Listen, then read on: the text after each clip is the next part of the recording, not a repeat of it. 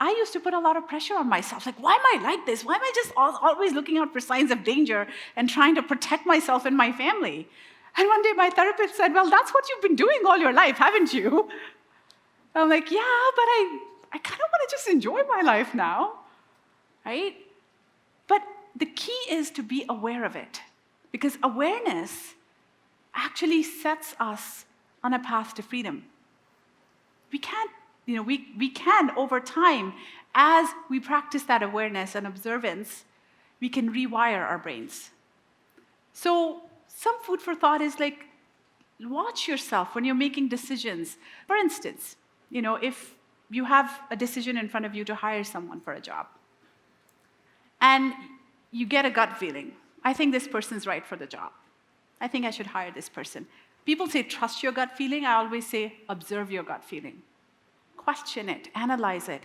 Where is it coming from? Where does gut feeling come from? Biologically, it comes from what feels comfortable. Our brains are wired to protect us from the unfamiliar. So what is comfortable is what is familiar to us. So if we have seen someone in that role that we're hiring, if we've seen someone who looks a certain way, who is of a certain gender, that's what's familiar to us. That's what feels right to us. Our gut feeling will automatically tell us, yeah, I should hire this person.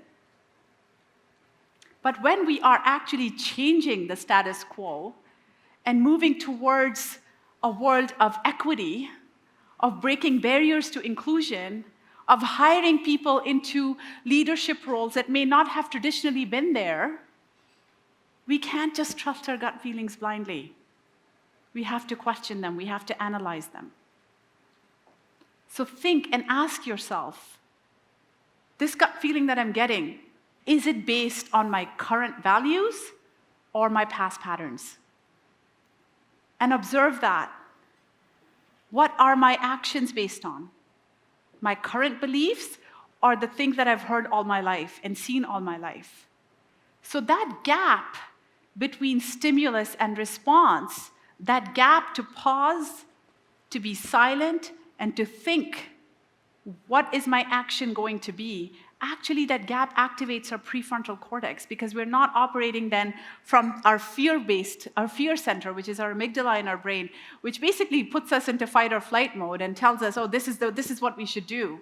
But when we pause and we sit with our feelings, when we notice them, we can actually make a more empowered choice and an empowered decision that is based on where we want to be and what we aspire to do and what inspires us, rather than what feels familiar to us, because that's what we've always seen.